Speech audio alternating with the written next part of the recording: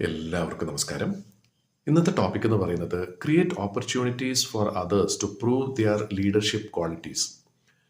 ഇന്നത്തെ നമ്മുടെ ഒരു അവസ്ഥയിൽ ഒരുപക്ഷെ നമ്മളൊരു നേതാവായിരിക്കാം, അല്ലായിരിക്കാം. ഭാവിയിൽ എന്തായാലും ഏതെങ്കിലും ഒരു പ്രസ്ഥാനത്തിൻ്റെ ചെറിയൊരു നേതൃസ്ഥാനം നമ്മൾ ഏറ്റെടുത്തെന്ന് വരാം. അങ്ങനെ ഒരു നേതാവായി കഴിഞ്ഞാൽ നമ്മൾ ചെയ്യേണ്ട വളരെ പ്രധാനപ്പെട്ട ഒരു കാര്യം എന്ന് വെച്ചാൽ, എന്തെങ്കിലും ഒരു സമയത്ത് നമ്മൾ ഈ പ്രസ്ഥാനം വിട്ടു പോകേണ്ട ഒരവസ്ഥ വന്നു കഴിഞ്ഞാൽ അത് ഏറ്റെടുക്കാൻ പ്രാപ്തിയുള്ള ആളുകളെ ആദ്യമേ തന്നെ നമ്മൾ കണ്ടെത്താനായിട്ടുള്ള ഒരു ശ്രമം നടത്തണം എന്നുള്ളതാണ്. പക്ഷെ പല നേതാക്കന്മാരും അത് ചെയ്യാറില്ല. ഞാൻ ജീവിച്ചിരിക്കുന്നിടത്തോളം കാലം എന്നെക്കാളും വലുതാകാനായിട്ട് ഞാൻ ആരും സമ്മതിക്കില്ല എന്നുള്ള ചിന്ത വെച്ചുകൊണ്ടിരുന്നു കഴിഞ്ഞാൽ തീർച്ചയായിട്ടും അതൊരു നല്ല നേതാവിൻ്റെ ലക്ഷണമല്ല എന്നുള്ളത് നമുക്ക് എല്ലാവർക്കും അറിയാം. അതൊരു കോമൺ സെൻസ് ആണ്. അപ്പം അങ്ങനെ ഒരു നേതാവ് നമ്മുടെ കൂട്ടത്തിലുണ്ടോ എന്ന് നമ്മൾ എങ്ങനെ കണ്ടുപിടിക്കും?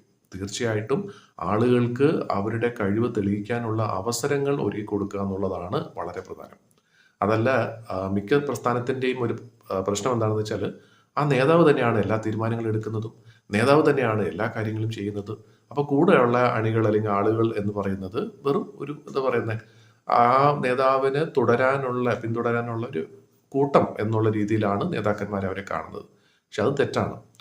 നമുക്ക് ഒരുപക്ഷെ ഒട്ടും കഴിവില്ല എന്ന് നമുക്ക് തോന്നുന്ന ഒരു വ്യക്തിക്ക് പോലും വളരെയധികം കഴിവുകൾ ഉണ്ടാകും. പക്ഷെ ആ കഴിവ് തെളിയിക്കാനുള്ള അവസരം അവർക്ക് കൊടുക്കുക അല്ലെങ്കിൽ കണ്ടെത്തുക എന്നുള്ളത് ഒരു നേതാവിൻ്റെ വളരെ വലിയ ഒരു എന്താ പറയുന്ന ഒരു ഉത്തരവാദിത്വമായിട്ട് മാറുന്ന ഒരു കാര്യമാണ്.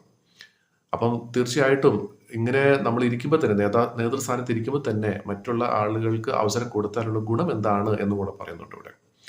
അത് മറ്റൊന്നുമല്ല, നമ്മളൊരു നേതാവായിട്ടിരിക്കുന്ന സമയത്ത് പലപ്പോഴും പല കാര്യങ്ങൾക്കും ചില നിർണായകമായ പല ഘട്ടങ്ങളിലും നമ്മൾ തീരുമാനങ്ങൾ എടുക്കേണ്ടി വരും.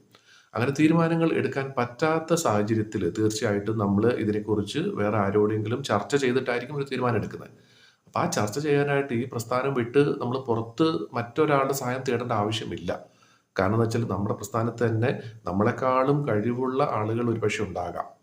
ആ കഴിവ് പക്ഷേ നമ്മൾ അവർക്കും കൂടെ ഒരു കോൺഫിഡൻസ് കൊടുത്ത് അത് തെളിയിക്കാനുള്ള അവസരം കൊണ്ട് കൊടുത്തു കഴിഞ്ഞാൽ നമ്മൾ ഒരു നേതാവ് എന്നുള്ള രീതിയിലല്ല, ധാരാളം നേതാക്കന്മാരടങ്ങുന്ന ഒരു പ്രസ്ഥാനമായി മാറുകയാണ് ചെയ്യുന്നത് അവിടെ. അപ്പം അത് വളരെ നല്ലൊരു കാര്യമാണ്. തീർച്ചയായിട്ടും നമ്മളൊരു നേതാവ് എന്നുള്ള രീതിയിൽ ഇരിക്കുമ്പോൾ, ആ ഒരു സ്ഥാനത്തിരിക്കുമ്പോൾ നമ്മൾ തീർച്ചയായിട്ടും നമ്മളെപ്പോലെ തന്നെ നമ്മളെക്കാളും കഴിവുള്ള നേതാക്കന്മാരെ കണ്ടെത്തണം, അതിന് ഉള്ള അവസരങ്ങൾ ഒരുക്കി കൊടുക്കണം എന്നുള്ളതാണ് ഇവിടെ പറയുന്നത്. അപ്പം എല്ലാവർക്കും അതിന് സാധിക്കട്ടെ. അങ്ങനെ ധാരാളം കഴിവുള്ള ആളുകൾ നമുക്ക് ചുറ്റുമുണ്ട്. അത് കണ്ടെത്തുകയും അവർക്ക് അതിനുള്ള അവസരം കൊടുക്കുകയും ചെയ്താൽ ഒരുപാട് ആളുകളുടെ ജീവിതം ചെയ്യുന്നത് നമുക്ക് നല്ല രീതിയിൽ മാറ്റിയെടുക്കാനായിട്ട് സാധിക്കും. അപ്പം നമുക്കും അവർക്കും തീർച്ചയായിട്ടും പ്രയോജനം മാത്രം ഉണ്ടാകുന്ന കാര്യമാണിത്. അതെല്ലാവർക്കും ചെയ്യാൻ സാധിക്കട്ടെ എന്ന് ആശംസിക്കുന്നു. നമസ്കാരം.